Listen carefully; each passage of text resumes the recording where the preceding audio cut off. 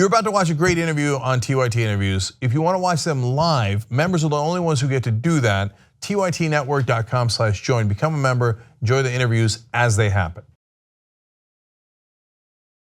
Hey TYT, I'm Nomi Khan. We have a special guest today, given that I just returned from Puerto Rico, and if it weren't for our guest, I probably would have been lost on my last trip, which was 2 weeks.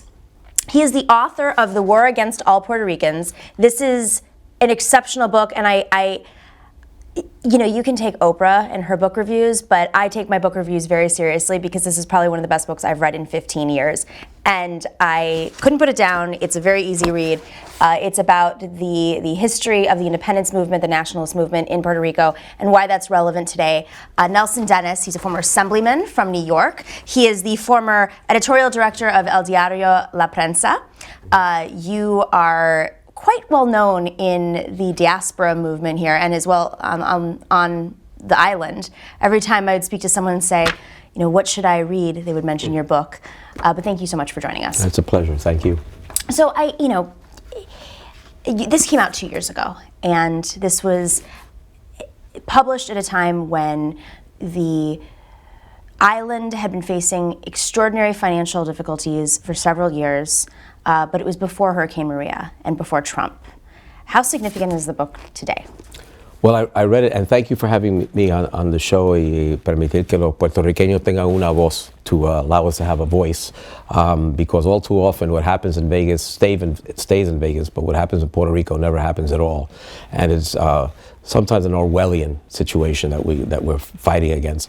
I wrote the book as a history book, and it coincided with the exact publication date of April 21st, coincided with the 50th anniversary of the death of Pedro Albizu Campos, who amongst the Puerto Rican community is widely regarded as the father of the nationalist movement and a great prophet for things that are happening today. So it was backward looking in many ways, and it started from a hurricane, interestingly enough, and now I see it's become increasingly evident. And an analogy that I gave you, it's become a tale of two hurricanes, because what seemed to be a look back has become the history repeating itself. There has been a pattern of predatory capitalism run wild in Puerto Rico, and it's happened in a way that it's surrealistic. When you look at magic realism as a literary movement that came from Latin America, it's sometimes a necessary response to the incredible realities that are an everyday part of the fabric of everyday life, and Puerto Rico is no exception. So there's a history of the nationalist movement. It focuses on a revolutionary attempt in October 1950, which the United States squashed very quickly by mustering 5,000 troops, arresting 3,000 Puerto Ricans, torturing a great number of them, and bombing 2 towns in broad daylight. The only time in U.S. history that the United States has bombed its own citizens in a non-wartime situation. And yet that history has become all too real now, and it's become accelerated by this hurricane. So all those economic and political dynamics and incredible extremes of abuse that have been happening, not just in Puerto Rico, but Puerto Rico, as we were mentioning earlier, is a canary in the coal mine. And so just things happen more quickly and more exaggeratedly in an environment like Puerto Rico. And we'll get into that. But what we're seeing now has deep roots. What is happening now is not an accident. There are long entrenched interests in Puerto Rico that have existed since 1898. And so this is just a whole bunch of chickens coming to roost, and people are becoming aware of it. So what are some of those interests? All right, I'll give you to sort of contextualize it. The first hurricane, 1898, the United States go in. The following year, Huracán San Ciriaco, the most devastating hurricane of the 19th century, flattened the island, destroyed the island's coffee crop, which was worth about $50 million in the currency in that era. That's 1899. The next year, there's no meaningful hurricane relief. The United States devalued the Puerto Rican currency by 40%. Every Puerto Rican woke up overnight, and their personal wealth and their aggregate wealth was 40% less, and they owed 40%, their debts were 40% higher. If that were to happen here, there'd be a social, political, and economic shutdown. It would be, imagine the chaos. Well, that was a response the very next year. And the year after that, they passed the Hollander Act, a steeply graduated set of property taxes, never existed in Puerto Rico before, not under the Spanish, not this kind of property tax. So between a hurricane, a currency valuation, property taxes, the farmers were losing their land right and left. They were desperate for capital, for liquidity. They could only go basically to one place. It was called the American Colonial Bank. There was subtle, very subtle. Yeah, well, in those days, at least they rolled, honestly in your face. Now they do it with a briefcase, a bit more. Before it was, this or it's the ink or your brains are going to be on that contract, right? The old mafia way. Now it's a little slicker. So through all these mechanisms, the farmers, there was no usury law restriction, but it was like Phil Rizzuto at the money store. Come on down, we'll lend you, because they knew they didn't want them to repay, and they knew they couldn't. They wanted the collateral, they wanted the land, and they did it successfully. Within 30 years, 80% of the arable land was owned by North American banking syndicates, 4 of which, Fajardo, Aguirre, East Puerto Rican Sugar, and Guanica, owned half of that 80. So 4 corporations own 40%, 10% each, roughly. You remember the movie Dude, Where's My Car? Like, dude, where's my island? How did this happen? You came here to supposedly bring us the blessings of an enlightenment of civilization, and you come here and you've basically stolen our economy. Because that's what at that time, Puerto Rico, the 75% of its gross national product was agriculture, as you could imagine in 1898. But if you abscond with their economy, and you replace it with nothing, and then under Section 27 of the Merchant Marine Act of 1920, which is known as the Jones Act, you saddle it with what is in effect a 20% import tax on all the goods that are going into Puerto Rico, especially from foreign registry vessels, and thereby you create a rigged economy so that because then American goods corporations can slightly underbid all the products that are coming in from those foreign registry vessels. It is for that reason that the United States consumer goods corporations, especially automobile manufacturers, have been benefiting in an aggregate of about $3, $4, $5 billion a year, every year since 1920. So if you do the math, simple, that's about roughly at least a $300 billion shortfall to the Puerto Rican economy. You could have paid this alleged public debt 4 times if it weren't for that one law, the Jones Act, that has no validity because there's no U-2 boats lurking off the coast of Puerto Rico. That's the supposed original policy rationale for the Jones Act, to protect the coastline, the Atlantic shipping lanes. About 5,000 boats were sunken by U-2 boats, so that was a valid concern. But certainly not in Puerto Rico, and certainly not now. So if you have stripped their economy and imposed, it was first a naval coaling station, then it was an agrarian, a sugar, because it was all sugar cane centrales, a one-crop cash cow economy. That's what they turned it into. Then it became a corporate tax haven. Now it's become a mortgage securities haven and a target consumer market and a target for privatization. So in every generation, there's been a new iteration of, under the veil of what some people would call foreign aid. It's not. It's a one-sided neoliberal dream where they come in and they find the United States. And the problem with capitalism is it's blind, it's soulless. You can't even put a finger and blame this one person. It's a mechanized, programmatic, and which is all the more pernicious because it becomes very difficult to deal with an entire Wall Street that does all its actuarial studies and realizes that there is an enormous profit to be made. And all you got to do, it's sort of like it's like what they did with the Indians, just take the land and then praise God and pass the ammunition and then pray to God once in a while. That's a hell of a business plan. Well, that's what was applied in Puerto Rico. It was just a land grab, and the land was never returned. So there is no accident that Puerto Rico, the largest employer in Puerto Rico, is the public sector, government. It is also no accident, no surprise that it's corrupt. There's 78 mayors in Puerto Rico. If you do the if on a population basis, that would be like having 184 mayors in the city of New York instead of 1, and 78 mayoral administrations and 78 payrolls. Yeah, it's bloated. Yeah, there's something wrong with that. But if you've taken away the economy, what you've done is you've created this sort of cancerous environment where people are going to get over. They're going to get over in whatever ways they can. If they figured out a business plan where they can bilk the public dollar in ways that, because they don't have a private economy, it happens. And what's interesting is what we realized on the ground there over the last few months is the business interests that have come in, whether they're from the island itself or are coming from the states of Puerto Rican descent or not, the excuse that I keep hearing over and over is, well, the government's corrupt, so we have to privatize. The government's corrupt. We have to go private. Yeah. It's like every single person, they all got the cue and they're all on script, and that's what they say.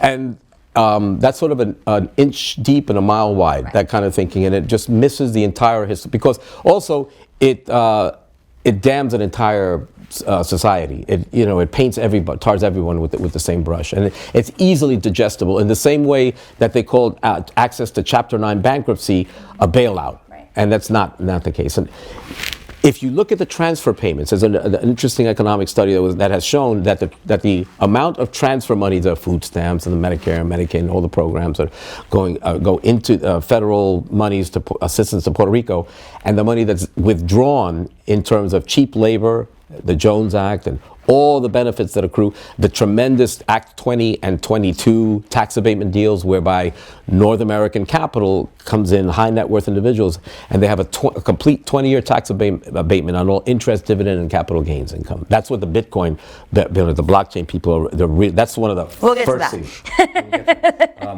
That's another interview for another time. An hour and a half on that. Yeah. Well, so when you add all that, the United States is by far the beneficiary of this relationship. But the American taxpayer, they don't see that. And understandably, they only see a beach and people are laying around and they're collecting welfare, they don't pay. It's really easy because all those, the sound bites are very easy to pick up. And the visuals too. You see this island, you say, how could they have any problem? Look, I mean, I'm dying here.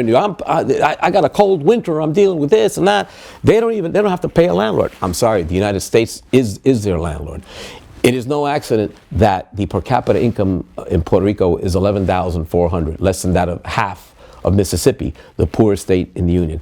And Puerto Ricans are extremely price sensitive.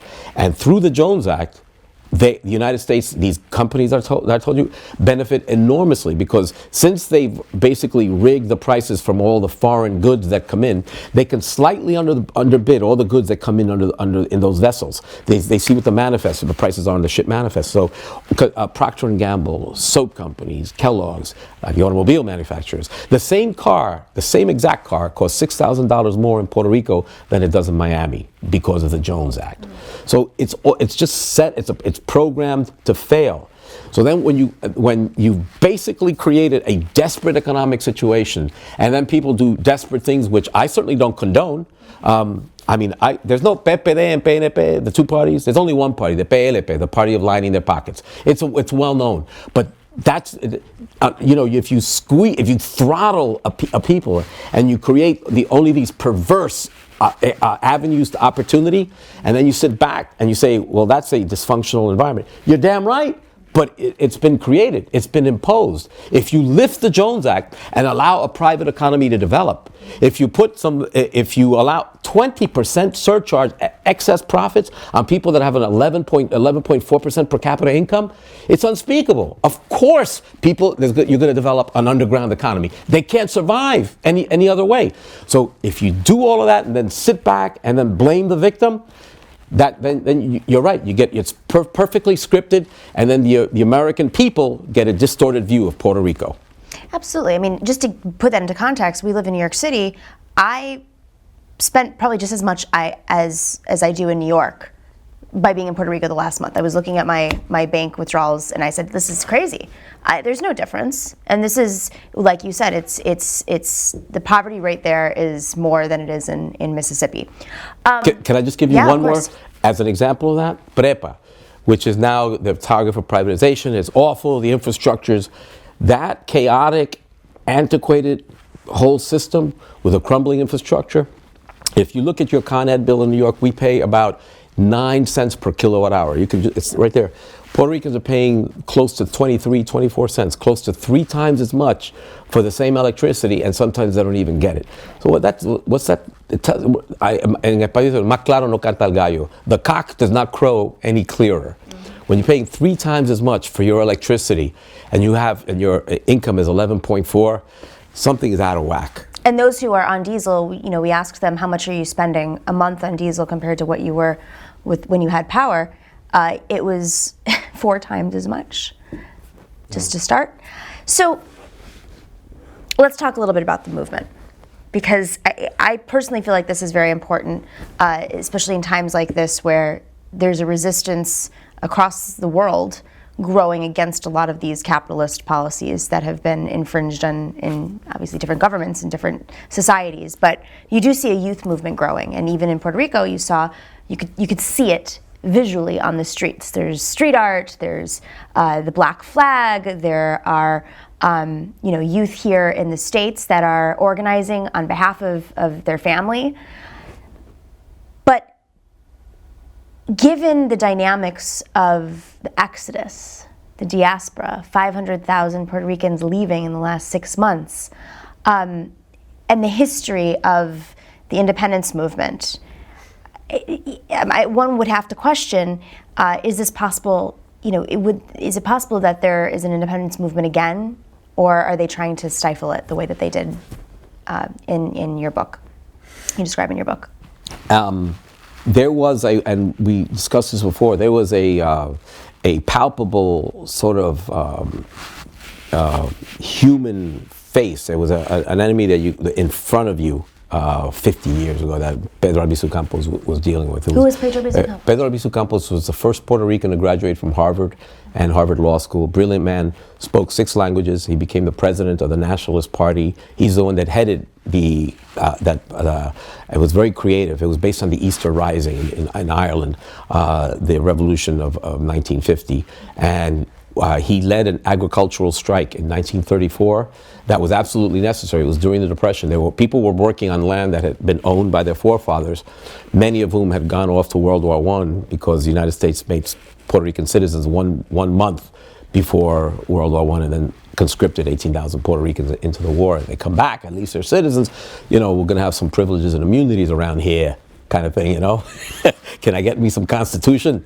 Well, not quite. Because they come down and they realize that there was something called a series of insular cases at the Supreme Court level that decided that under the territorial supremacy clauses, Puerto Rico, as an unincorporated territory, was not entitled to the full measure of constitutional protections, not incomplete privileges and immunities, and that extended to federal legislation such as the minimum wage. And it was all about the minimum wage. It was all about money. That's what it really was. All that blather about the Constitution, it was all about, I don't know if it's cable or what. Yeah, you can swear. Yo, motherfucker, you're not paying you. You're working for what we say. You're gonna work for 1.5 cents an hour, or whatever the prevailing rate was. And at the end, they were able to, with this agricultural strike that lasted 4 months, they were able to double the wage scale. And it went from about 75 cents to $1.50 a day, $1, which, but back then, during the Depression, it was basically the difference for many people between their children starving and not. Literally, it was really rough. But because Pedro Albizu Campos was the one that headed this negotiation, he had been editorializing, advocating, organizing, went all over South America and Central America and the Caribbean, advocating for the independence of Puerto Rico for almost 10 years before that. Pero en español, como dicen, en su casa lo conocen. They know him in his house. The United States could care less. But when he headed this agricultural movement, and they brought the economy in Puerto Rico to a standstill, and you can imagine during the Depression how important it was to have liquidity from places like Puerto Rico. You need this cash. That's when it becomes especially important to keep the wheels of industry and capitalism turning. So when they won this, because it was a victory, within months he was suddenly public enemy number one, and he was arrested for seditious conspiracy against the United States. He was tried twice. When the first jury failed to indict him, it was because it was about half Puerto Rican. Then they got a jury composed of 10 Americans and 2 Puerto Ricans who were employed by the Puerto Rican government at the time, and they gave they found him guilty. So he goes to jail in 1936. I'm sorry, this is interesting. It's fascinating. So he goes to jail in 1936. He dies in 1965. That's 29 years. 25 of those 29 years, he was in jail.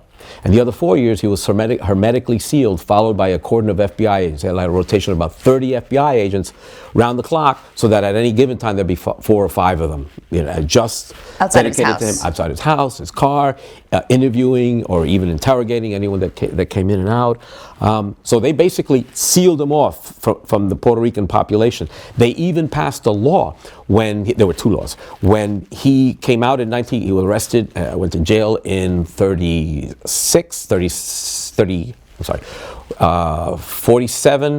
and in 37 he comes out, in 38 comes out in 47. They passed it in 47, what was known as La Ley 53, the gag law, Public Law 53, which made it a felony punishable by 10 years in jail to say a word, sing a song, whistle a tune, make any public utterance against the United States or in favor of Puerto Rican independence. I mean, any expression, or even to own a Puerto Rican flag in your own home, not even waving it in the street, your own home. And interestingly, this law was promulgated in precisely the year that George Orwell's 1984 was published. So at the same year that about 500,000 copies in print of 1984 and the perils of Big Brother and totalitarianism was a hit,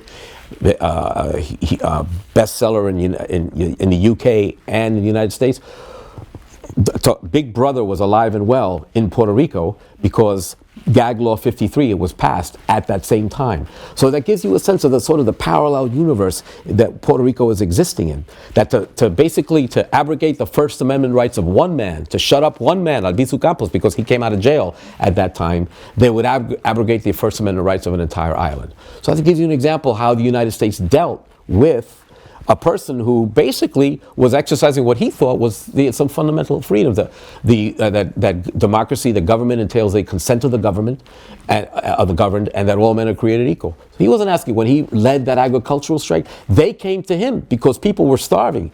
He wasn't out looking for a cause and a way to get famous, certainly not rich. They came, the rank and file of the sugar workers, because they were being sold out by their own leadership in San Juan.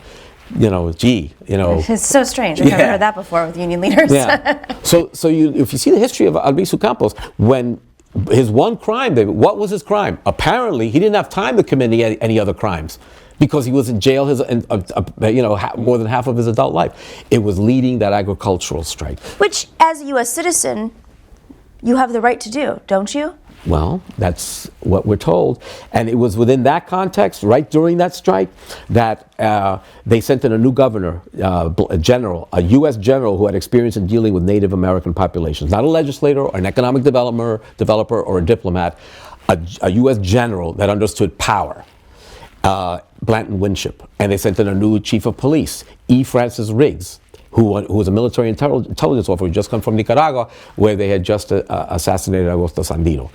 So it was interesting how quickly a regime change that came into Puerto Rico. What they did is they militarized the government, militarized the police force. And E. Francis Riggs' father was the president and owner of the Riggs National Bank, the largest bank in Washington, D.C., which was known for providing money. This was before the CIA, but there was something called filibustering. This is what George Walker did in Mexico, and United Fruit was known to do in a lot of places where they'd have disguised right-wing takeovers that were disguised as people's revolutions. And they would find then that the leader of that people's revolution was actually in the pocket of United Fruit, and that new right-wing dictator would then hand out hundreds of thousands of acreage and sole source contracts to United Fruit.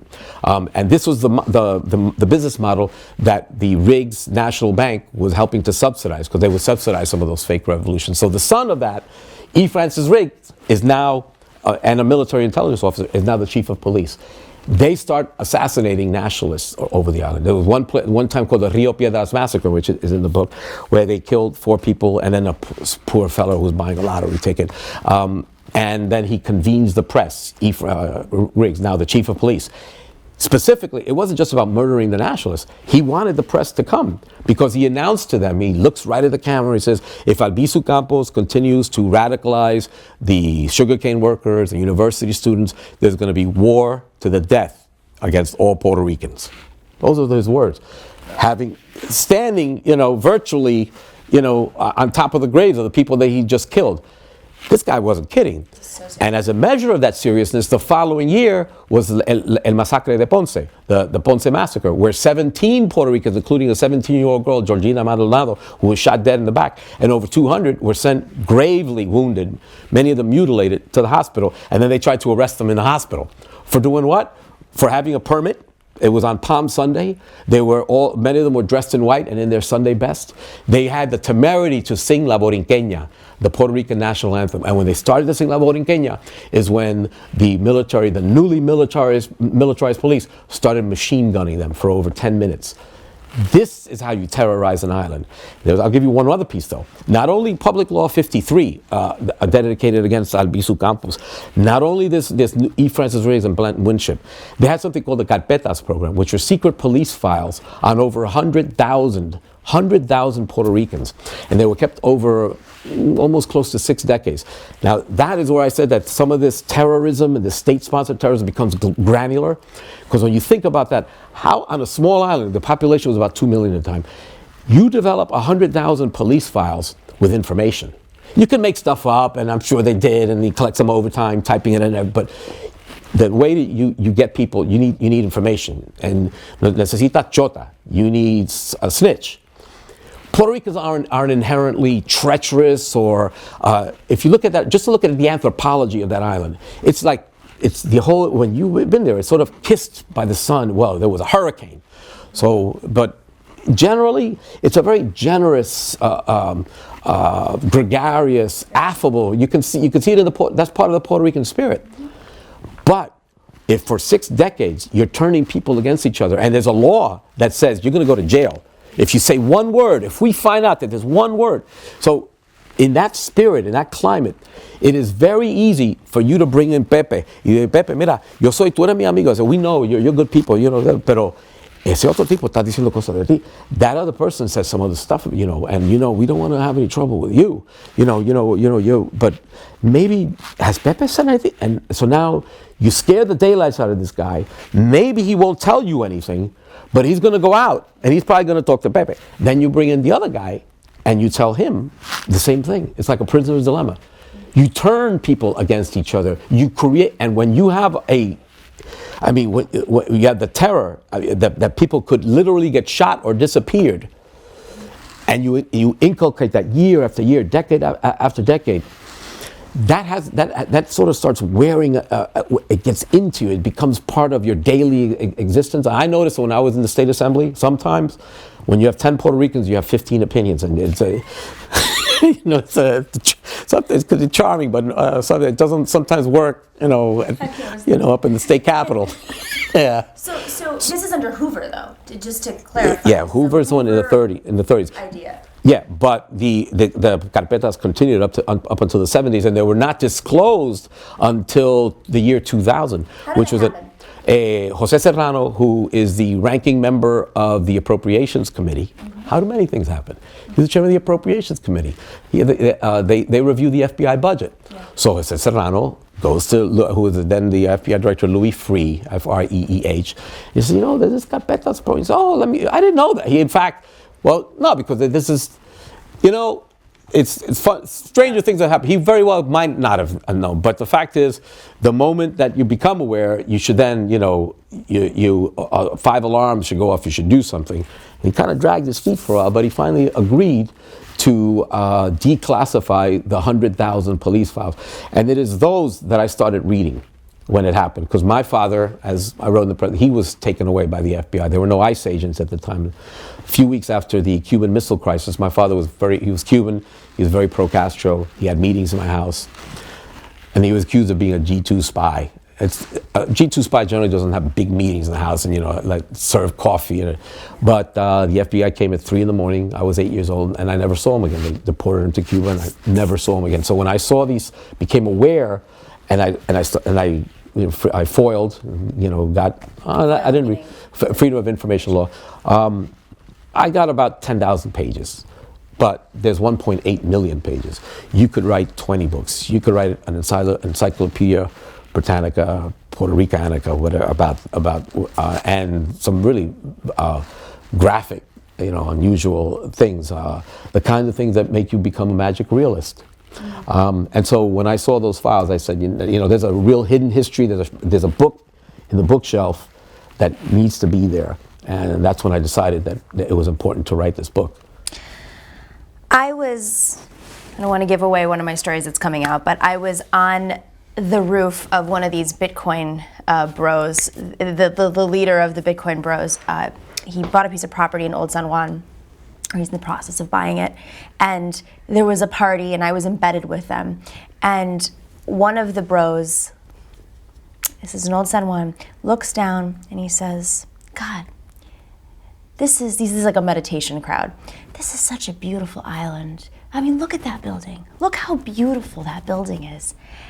And I almost threw up because the building was La Princesa. Yeah, which is now the tourism Tell us council. about La Princesa. La Princesa was even a U.S. federal court called it a monument to man's inhumanity to man. It was a sort of became at one point a medieval torture chamber. It was the second largest prison in Puerto Rico, El Oso Blanco, Rio Piedras being the largest. And it was the prison where Albizu Campos spent many years, close to 15 years. And there is a mounting and very credible body of evidence that Albizu Campos and several other nationalists were tortured, and in Albizu's case, radiated.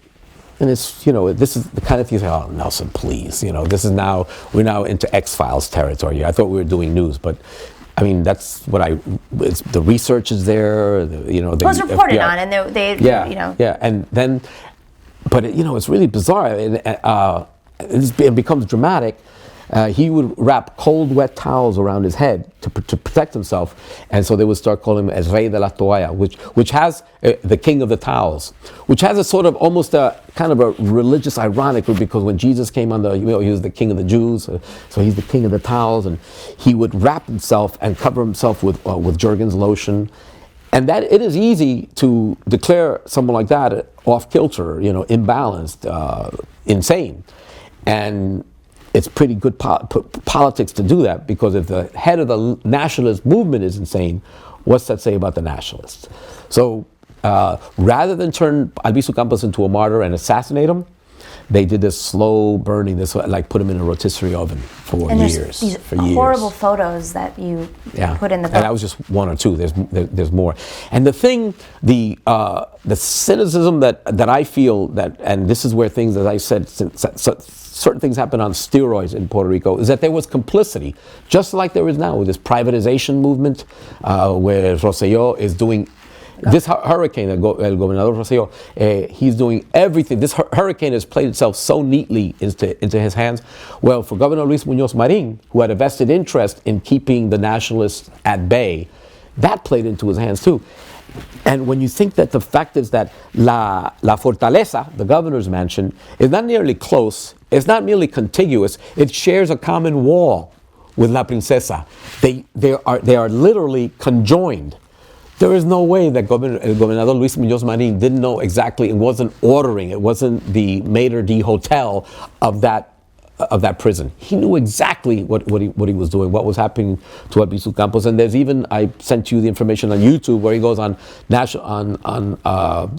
Hollywood merry-go-round, knowing that he's on American national TV. That was a big show at the time, and declares Albizu Campos a madman because of that. So La Princesa had a really deeply symbolic, very real, but also symbolic presence in Puerto Rican history and Puerto Rican psychology, and especially because it would be happening right there in Old San Juan, right in front of you.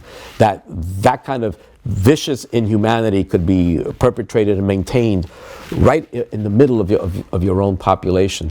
And then the further irony is that it is now a tourism spot, and they very sort of in a sort of a Disney-fication model kept one or two little prisons so you could go in and look at them. Oh, how cute. Yeah. This is where our independence leaders were tortured. And if you want to know some of the stories, I don't think they're appropriate for even the TYT audience. I recommend you read it because it's horrifying. That's my sociopath test. One of them in particular I'll tell people when I'm around them, and the way they react is how I can tell if they're a sociopath. Meaning if they don't react, they have no human spirit. So let's flash forward to today, because you mentioned Governor Rosselló, and for those in the States who maybe aren't as familiar with what's happening politically on the ground there, he often will come and portray himself as a Democrat. You know, Governor Cuomo, a New York State governor who's a Democrat, went down on a helicopter with the governor in Puerto Rico, and they're chummy, they're best friends because he's a Democrat, right? But yeah, see, not only is Puerto Rico sort of a staring up at the rifle barrel of the capitalist system, let me, and I'm going to address that, but I'll give you an economic point here. During the bankruptcy, the denial of Chapter 9 bankruptcy procedures to Puerto Rico, it wasn't just Puerto Rico not being able to, letting Puerto Rico have that access, which people were calling a bailout. It was that if Puerto Rico were able to renegotiate its municipal bond debt, then the U.S. economy is roughly about $19 trillion. Mm-hmm.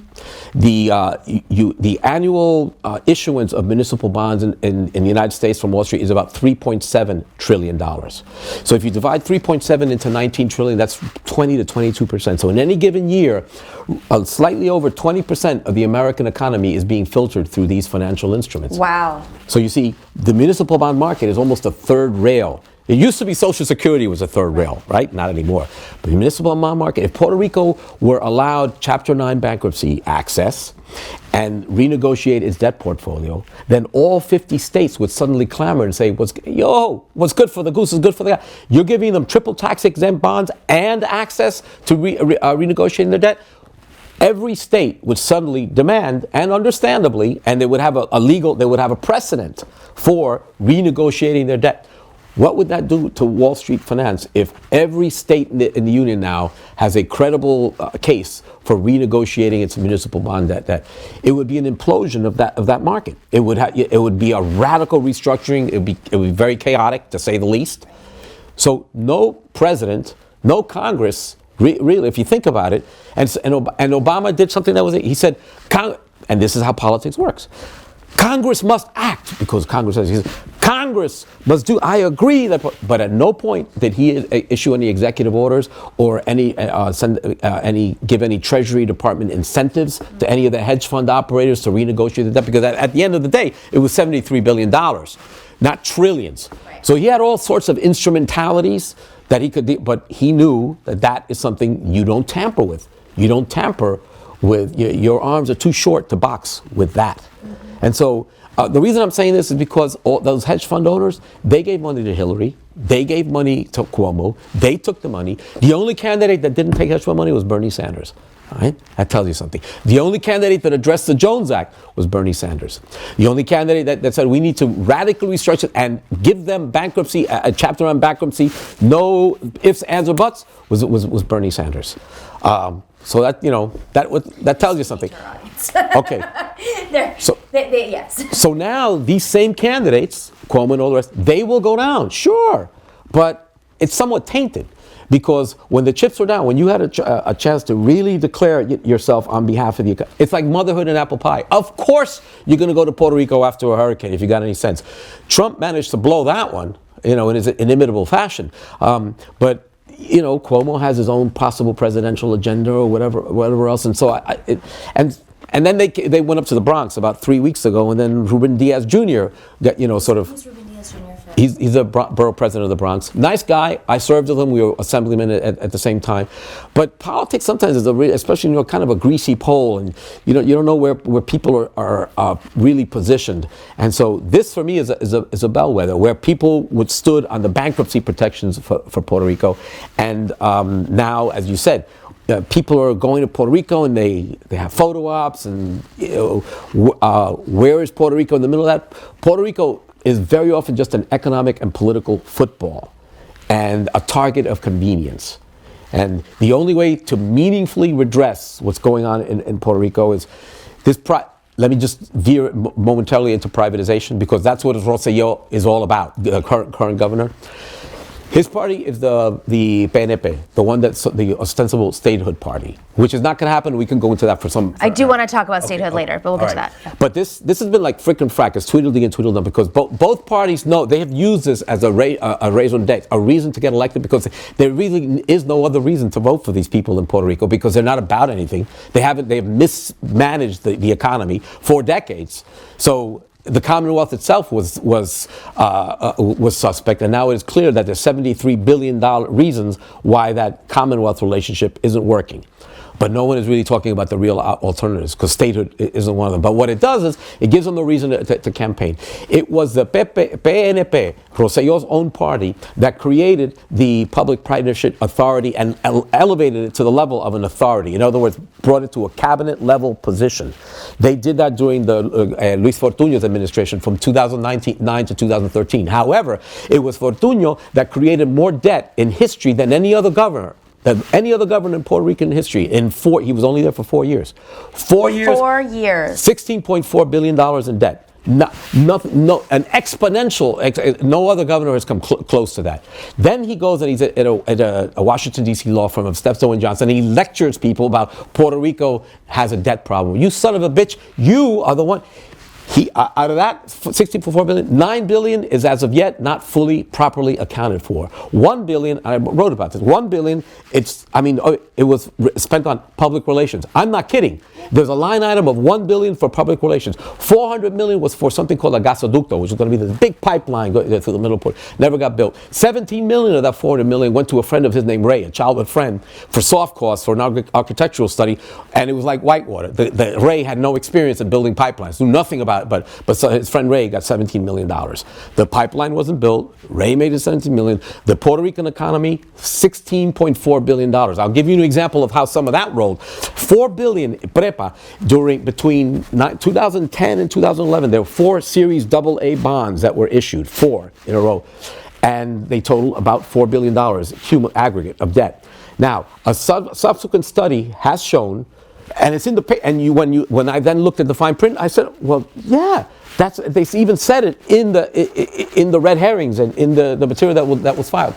It was not for the purchase of oil, for construction costs, for capital or payroll, nothing to do with maintaining or building the infrastructure of PREPA, not even for the payment of principal on antecedent debt. Over 80% of all of those findings were for those filings were for the payment of interest on the immediately preceding bond. So each bond was paying the oh my God. That's a by another name, that's a Ponzi scheme. Yeah. That's what the first realization I had when I got to Puerto Rico, just covering the disaster, was this isn't just disaster capitalism. This is the irony of this, the Bitcoin emblem, the blockchain people, is that it's built off of an algorithm that's built out of nothing. This is an algorithm of failure. It's making money off of a failure, then failing at that, and then making more money off of a failure, and failure, and failure, and failure. Everywhere you look, it's just generations of failures and people making money off of it, or explicitly not doing anything and making money off of it. Because there's a vested interest in failure. There's a vested interest in failure. Because at the moment that Puerto Ricans become self-sufficient, then they don't depend on the foreign capital. It's always been one-sided. Before that, they had the Operation Bootstrap, which Vito Marcantonio called Operation Booby Trap, because it was the same model of 20-year tax abatement deals for corporations that would repatriate their profits to the United States without making any infrastructure investments. So what looks good in the short term was a boom and bust mentality, because it was a surefire dependency on those corporations who, when they pulled up stakes, would just create a deeper hole all at once. And that's what happened when the 936 IRS exemption expired in 2006. It is precisely then when the John Perkins Confessions of an Economic Hitman, when those people went to San Juan and said, look, hey, I got something for you. Look in here. I got something. I can give you this watch. I got 4 watches for you. You want one for Prepa? You want one for Praza? You want one for the Highway Authority? I can give you this the watch. They're called municipal bonds. Don't worry about the terms. We'll deal with that. What you'll know is you'll get reelected because you'll be able to kick your debt down the road. So that's interesting because now you see the same sort of deals being made. It's just another version, repackaged, a new Ponzi scheme to work with the government. But I was having a conversation with some New York political Puerto Rican class types. I'm not going to say who because they're coming out in another piece. But they're very familiar. They grew up in Puerto Rico. They're here in New York now. And I learned through this that the folks that are the facilitators of these kinds of arrangements are Puerto Rican and a lot of them are in the Democratic Party. So when we talk about... Can I ask you, when you say, give me an example, maybe structurally. Lobbyists. Lobbyists is a good example. Or like you said, the former, we'll use the former governor, but the former governor went and worked for the law firm that is now facilitating. Fortunio. Yeah, so those kinds of arrangements. Maybe they're DNC members and they're saying things like, we need to take care of Puerto Rico, it's in our best interest, we're for statehood, but in the meantime, their law firms are making money off of XYZ, you name the law the firms, project. investment bankers, and underwriters are positioned to are sometimes what they may look like, as you said, facilitators, but they're actually sometimes the greatest culprits because they're like a toll booth. They'll make money either way, no matter what. And so and so they are principal instigators of failure because they depend on that model. That's exactly what John Perkins wrote about in Confessions of an Economic Hitman. And if the negotiator who comes in doesn't work, that's when they bring in the jackals. In this case, you remember in the book, right? The ones that play a little more hardball. In this case, the jackal is the hurricane. You see, that hurricane has put a torch into a tinderbox at this point. And all they have to do, here's the perversity of the thing, I go and I lecture. I'm going to California. I'm going to DC this week. And I get people call me, and it's hard for me not to go. But it's sometimes, it just feels like a tree falling in the forest because I see this happening. It keeps and the perversity is that what they have to do now is nothing. They're going to get rewarded for doing nothing. If you just let the island fall into greater desperation and further service inequality and disrepair, and people become more desperate and they need electricity. And some places say, coño, mira, tráeme lo que sea, porque yo necesito electricidad, yo no puedo vivir.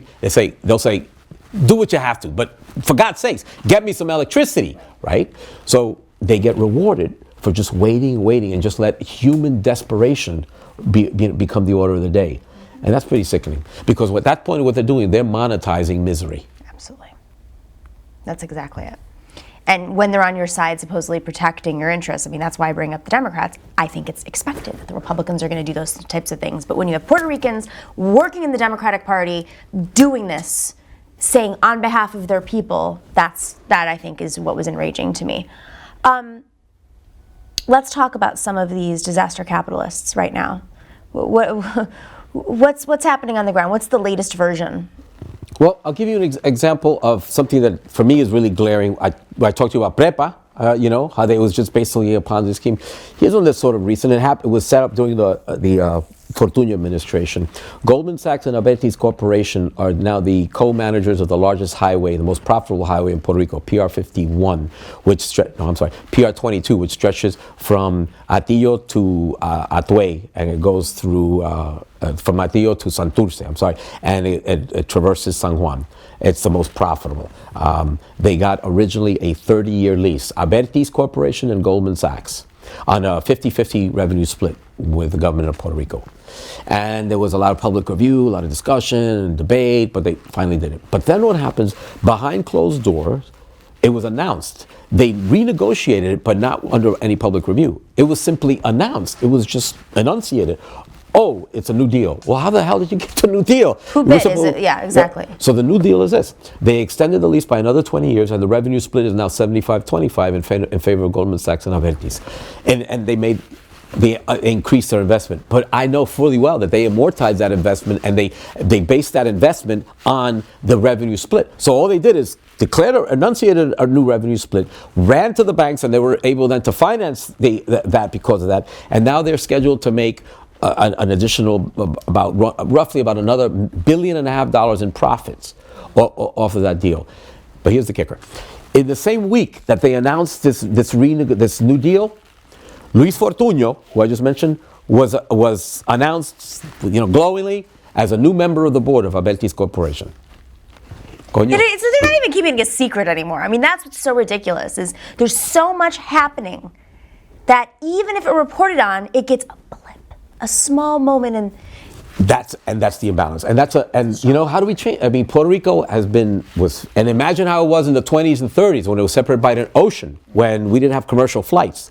So it's been separated by 1,500 miles of ocean, by a language, 400 years of Ibero-American history, technology, and now increasingly misunderstanding. And that misunderstanding, even though in spite.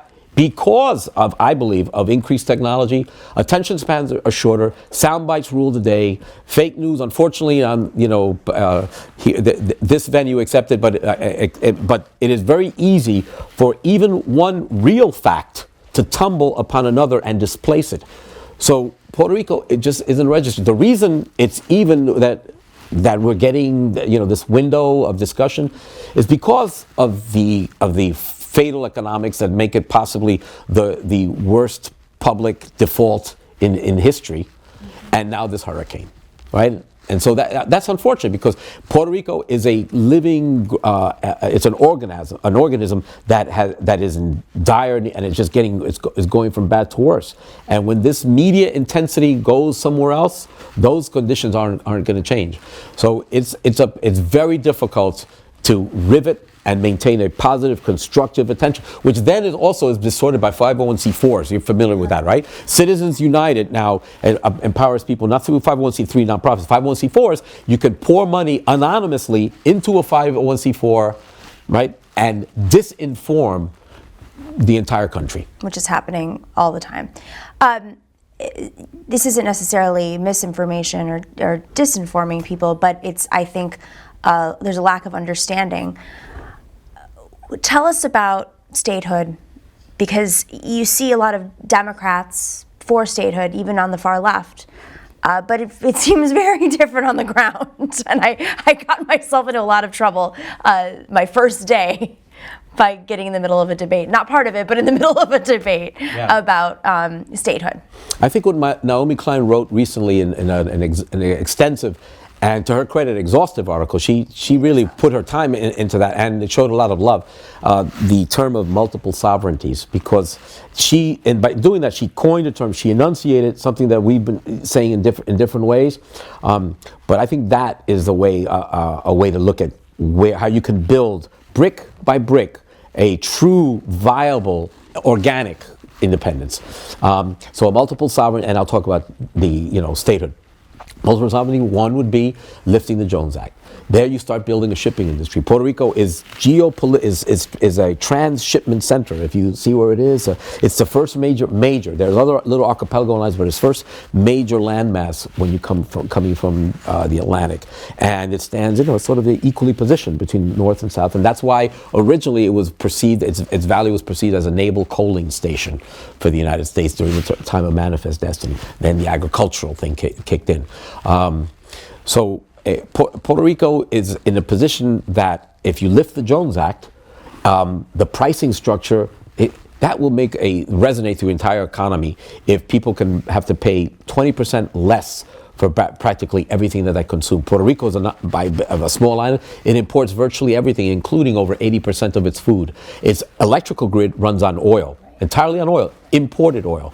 So the cars, practically everything, medicine from Canada, cars. The pharmaceutical industry is literally there, which is Yeah. So to lift that off the neck of the Puerto Rican economy and create probably 30 to 50,000 maritime jobs in Puerto Rico, and then all the ancillary businesses that would spring from that.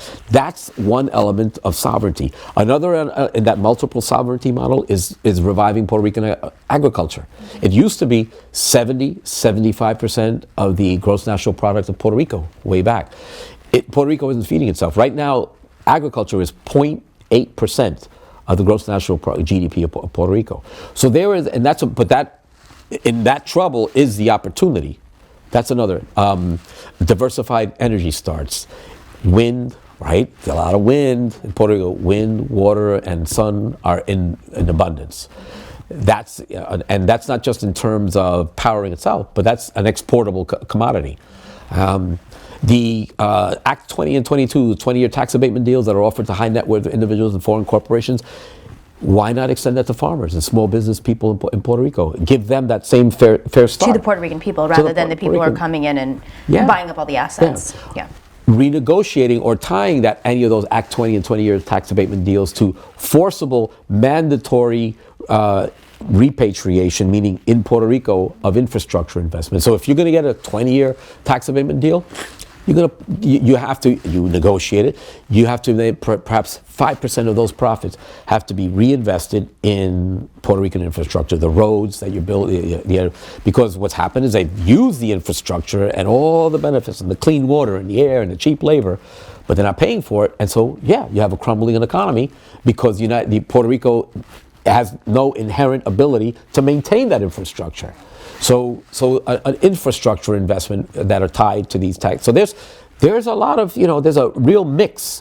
And then to let Puerto Rico engage in its own international trade negotiations. Puerto Rico is specifically prohibited from engaging in its own trade negotiations. It can't. It's all the trade negotiations are through the State Department and the Department of Commerce. So there is no inherent commercial class in Puerto Rico. So that, I think, there's multiple ways, but those are fundamental, rudimentary reforms that have to be addressed. Because when you just do these little tax abatement deals, what it is you're bringing in a foreign agent. You have to incentivize them because they're putting in their money. I mean, hell, I would too. If I'm going to come in and invest, I got to believe that at least I'm not going to lose my shirt. So they incentivize foreigners to come in, but they don't extend those incentives to anybody else. And you're going to leave a sick patient. And it never restores itself. So those are part of the sovereignties, the agriculture, and basically I'm talking economically. There's cultural pieces and spiritual pieces that have to be put in place too. Educationally, that's a sovereignty. That's a really important one. So there should perhaps be a slightly more diversified curriculum, which includes books such as this. I went to the UPR. They specifically didn't want to have anything to do with my book. Well, now they're privatizing all the education, so throw that out the window. Then I found out at that point it was the PPD was in power, the Commonwealth Party. But you certainly don't close 150 schools, and you don't reduce the university budget by $300 million. That's when you darn well are going to get a brain drain from Puerto Rico. You don't talk about reducing the minimum wage for young people to $7.50 or possibly even $5. At the same time that you cut all their educational funds, because what you're then doing is you're just creating a serfdom. And they just doubled the tuition in half, 2.5 times. There was a protest the other day for that. So you see, there are specific ways that you build this sovereignty. There's also there's a spiritual component or an emotional one.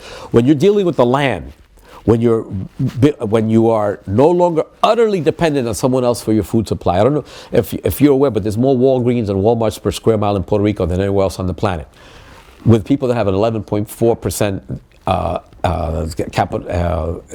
personal income, the per capita income there is one of the lowest on the planet. It's going to have the worst economy. Puerto Rico is now slated to have the worst economy in the world next year. This was declared by Forbes in Board Magazine. I'll send you the link. And under all these conditions, we have to build these sovereignties. Now, one way that it won't happen, statehood. because that's become an empty argument. I'll tell you why I see statehood as just been sort of a cynical political football. Politically, economically, and sociologically. Politically. In order to bring in, you can add 2 senators without amending the U.S. Constitution, but the Congress is a zero-sum game. It's 465 Congress people. You can't add the number of Congress people. So Puerto Rico comes in, then you'd have to get 4, 5, 6 congressional seats. Tell me, in this environment in Washington now, as tempestuous and greedy as it is, name me 4 or 5, 6 states that are going to willingly concede and say, here, take my wife, please. Yeah, take my congressional seat. No problem. So who is going to, especially the rural, the Appalachian states, the ones that are probably less inclined to having Latinos mixing with them in the first place. So you're going to have a lot of states and a lot of state delegations that are just, regardless of party, just in general, isn't going to want, because they don't want to lose their seats. And the Republican Party now, which is now in power, are they going to, because this has to be approved by Congress, are they going to say, sure, bring in, say, 7 fire-breathing Democrats? Oh, and by the way, they're all going to speak Spanish. At this juncture, when we're talking about building a wall and deporting people, politically, it wouldn't make a hell of a lot of sense. Economically, Puerto Rico would no longer be able to issue triple tax exempt bonds, and those have been like fiscal crack they have been so, yes, because the economy now has tanked, but those are the bonds, they are the gift that keeps on giving. The annual yield on those bonds, when you factor in the tax advantage, triple tax exempt, has been between 15 and 20%. That's a hell of and that's what has been made, despite the risk element, why they have kept selling. Up until the moment when things collapsed. So you're going to have Wall Street that isn't going to be very happy. Wall Street knows that if Puerto Rico becomes a state, it will immediately qualify for Chapter 9 bankruptcy protection and will renegotiate its debt. And then all hell will break loose with all the other states that are along the order of what I told you earlier. So is Wall Street, is the municipal bond market going to? No. They're going to use every Citizens United above the table and under the table, every instrument that they can to make sure that doesn't happen. So what's the out here? Wait, a little more economically. The Jones Act beneficiaries, the shipping companies, Seastar, Crowley, Trailways, Horizon, the car companies that are selling a car that costs $6,000 more in San Juan than it does in Miami. The consumer goods companies, Kellogg, Procter & Gamble, Soap, they have this captive market. Puerto Rico is the 5th largest market in the world for U.S. goods. All those companies are selling at a hyperinflated profit. They're going to oppose it. So economically, I don't see, and they're all, even the Teamsters Union and the Longshoremen's Union in Jacksonville, Florida, which is where the ships get loaded and offloaded under Jones Act protection, they're going to oppose it. So economically, when you have all that, the politically and economically, and then sociologically, Ann Coulter writes Adios America, becomes an instant bestseller. Chapters 12 through 14 are almost the playbook that Trump used for his campaign. At certain times, Ann Coulter said, I'm the undeclared campaign manager, Trump campaign manager. Because he listened to me. He did exactly what I said. Beat up on Latino, talk about a wall, criminalize, just do it. And the book is called Adios America. And Trump was elected. Basically, he said, they're rapists and they're this and that, and some of them, I believe, are good people. So we're sociologically at a point where this is not a very welcoming country. It's not the propitious moment to think that Puerto Rico is going to come and Congress is going to roll over. Congress, when they talked about Jones Act reform as part of the Promesa legislation that created the Financial Control Board, Gary Palmer, in his libertarian naivete, he was a first-term congressman, extreme alt-right, gets 100% ratings from the most conservative right-wing groups. But in his libertarian innocence, he proposed that to Chairman Jim Young, the chairman of the Natural Resources Committee that wrote the Promesa legislation and created the Financial Control Board. And Young's word, and this is significant, said, that is non-germane to this bill. His choice of words was significant. Non-germane. If Jones Act reform in Puerto Rico is non-germane, that means that the Promesa legislation, the Financial Control Board, is just a credit collection agency for the hedge funds. All right, so we're in that environment. So you put all that together, status. And Rubén Berríos, the chairman and past president of occasional campaigned for governor of the Puerto Rican Independence Party, Rubén Berríos. Smart guy, graduated from Yale Law School. There's some decent. By the way, the only thing harder than getting into Yale Law School is flunking out, and I'm living proof. Rubén Berríos enunciated this. I can send you the link. He said it about 30 years ago. What I'm telling you now isn't really something new. This statehood paradigm it's just not there, folks. And so we need to then look internally within this framework of how Puerto Rico. I'll give you. I know. I'm sorry. I don't mean to filibuster here. An adolescent, a teenager tells his parents, I'm going to be intern. I don't like this, because teenagers do that. They say, oh, fine. The parents say, get a job, get an apartment, pay your rent, and then you can do whatever you want, right? Well, that's what Puerto Rico can do. Quietly build up its own multiple sovereignties to the point where independence almost becomes a necessary afterthought, where it just happens almost as a residual effect of the independence that you built up within yourself. And that's the way I think it has to happen. So in this climate, how quickly do you see something like that happening? Well, you can jumpstart it. With so many people leaving. Yeah, you can jumpstart it by, I'll say this again, by getting rid of the Jones Act. And I want to say this here, we said it off camera. There should be a march on Jacksonville from Orlando, because Jacksonville is the epicenter of the, people might not know, the way that the Jones Act works is you can bring foreign goods can come into Puerto Rico only one of two ways. If they come directly in to Ponce, San Juan, you have to pay fees, taxes, duties, import quotas, all sorts of ancillary costs that get passed on to the goods. And that money then doesn't go to the Puerto Rican Treasury, by the way, those fees. They go to pay for the merchant marine. Puerto Rico pays close to 20% of the merchant marine budget. So about 18% comes from Puerto Rico. So the goods either come in directly to Puerto Rico and then the costs get passed on to the Puerto Ricans, or alternatively the foreign registry vessel can go to Jacksonville, Florida, where it gets offloaded off the original foreign registry vessel, reloaded onto a U.S. boat, then that boat reroutes to Puerto Rico. That's like digging a ditch to fill it up again. Vito Corleone would have loved this business model. There's no rational way, policy rationale for a boat having to go thousands of miles away and then come back down. Even a cynical solution exists. You want to offload and reload? Then do it in Puerto Rico. We could put a U.S. boat right here, and you can offload and reload all you want, but at least the jobs will be there in Puerto Rico for the people that have to pay those exaggerated prices. So anyway, Jacksonville, and then I mentioned Horizon Trailways, Crowley, Seastar. There are specific, they have a monopoly on this shipping, and it's a beautiful business model for them. So there should be a march. Washington, unfortunately, is sort of like, that's known as kind of passe.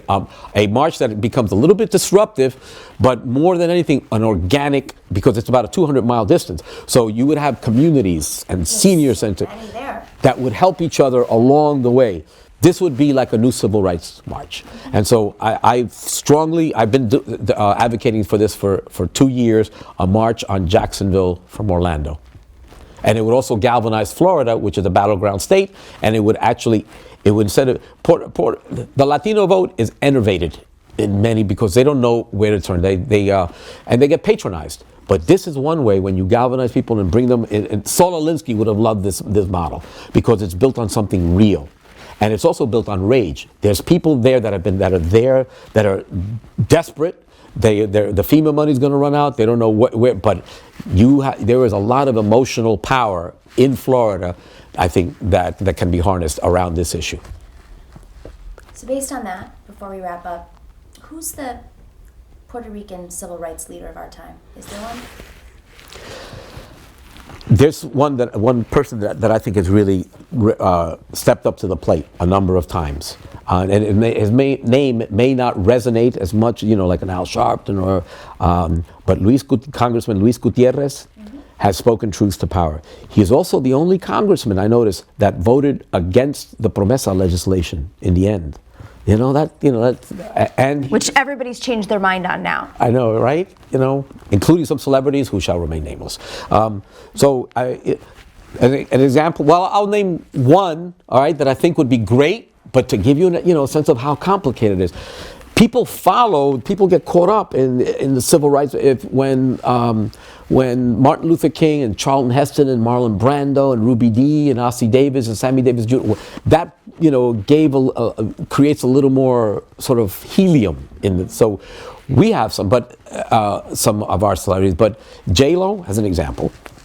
She's very affable, one of the better known, but she has perfume, shampoo, records, clothing. She probably has about 20 income streams coming out of Puerto Rico, and there's a lot of there. Huh? And they're there. And they're there, and it's the money's coming through with Jones Act, with a little Jones Act. So, it could be that there's just, we have to really get to the point where we just finally say, I'm going to table everything, because I realize that there's something more important than any of this. But I'm sorry, the island is important enough that the banks and the corporate state is willing to hold on to it and not just let it go.